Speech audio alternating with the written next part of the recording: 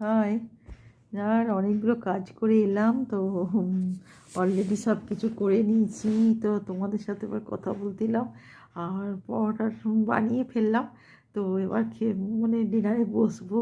তো তোমাদের সাথে সারাদিন কথা বলতে পারি না, কিছু দেখাতে পারি না, কারণ আজকে আমি সত্যি ভীষণ বিজি ছিলাম সকাল থেকে। তো সেই জন্য তোমাদের কাছে আসতে পারিনি।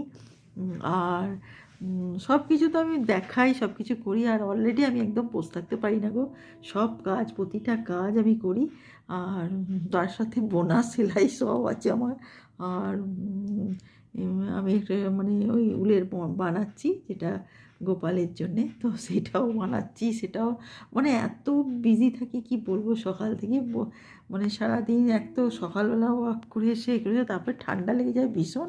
তো তার মাঝে আমি সব কিছু তোমাদের দেখাই, সব কিছু করি। আর আজকে তো ভীষণ লেট হয়ে আছে, ভীষণ। তো বিকেলেও ওয়াক করতে যে তাই কিছু মানে ইয়ে করে এলাম। আর আস্তে করতে 7টা বাজলো, তো তখনই মটন কিনে নিল। তো একটু মটন এটা বানালাম কষাটা। তো এমনিতে খাই না তো ঠান্ডাতে, তো সেই জন্যে। আর তার সাথে পরোটা বানিয়ে নিলাম। তো এবার ডিনার করবো, আর একটা টাইমের মধ্যে করাটা তো খুব দরকার, আমি সবসময় বলি।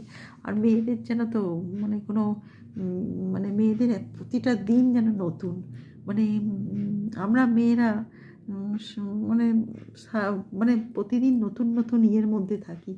তো নতুন জীবন শুরু হয় এক একটা দিন পার হলে। তো সেইভাবেই থাকতে হয়, সব কিছুই করতে হয়, কি করব। আর সব কিছুকে নিয়ে থাকাটাই তো ভালো, তাই না?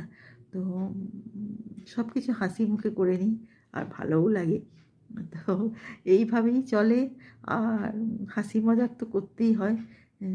আর জীবন তো একটাই, তাই না? তো সেটাকে নিয়েই তো ভালো করে চলতে হবে। তো ঠিক আছে, তোমরা সঙ্গে থাকো, ভালো থাকো, আর খুব হ্যাপি থাকো।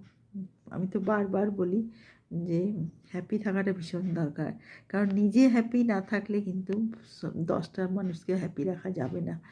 তো সেইটাই মেনে চলো, সেইভাবে থাকো, আর খুব খুশিতে থাকো। ব্যাস এইটুকুই। তো ঠিক আছে, আজকের মতন এইটুকুই। আর এখন আমি এবার ডিনারে বসবো। তো ঠিক আছে, তোমরাও খেয়ে নাও, কোনো একটা টাইমে খাওয়া খুব জরুরি, খুব। তো ভালো থেকো, সঙ্গে থেকো। হাই। দেখো, তোমাদের আমি দেখাচ্ছি, আজকে আমি মটন কষা করেছি, আর তার সাথে বানাবো পরোটা। তো এইটি আজকে আমার ডিনারে হবে, তো অল্প করেই খাওয়া হবে। তো বানিয়েছি, দেখো কীরকম দেখতে লাগছে, আর খুব সুন্দর কালারটাও এসছে। আর এর সাথে পরোটাটাই ভাল লাগবে ডিনারে। তো সেই জন্য আমি ডিনারে এইটাই বানিয়েছি, আর অল্প করেই বানিয়েছি। আর এখন এবার পরোটাটা বানাবো।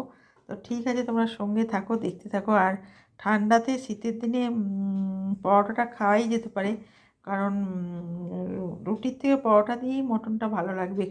তো সেই জন্য এটাই বানিয়েছি, আর এবার পরোটাটা বানাবো, আর ডিনারে এটাই খাবো আজকে। তো ঠিক আছে, সঙ্গে থাকো। আর তোমাদের দেখিয়ে দিলাম, দেখো মটন কষাটা কত সুন্দর হয়েছে।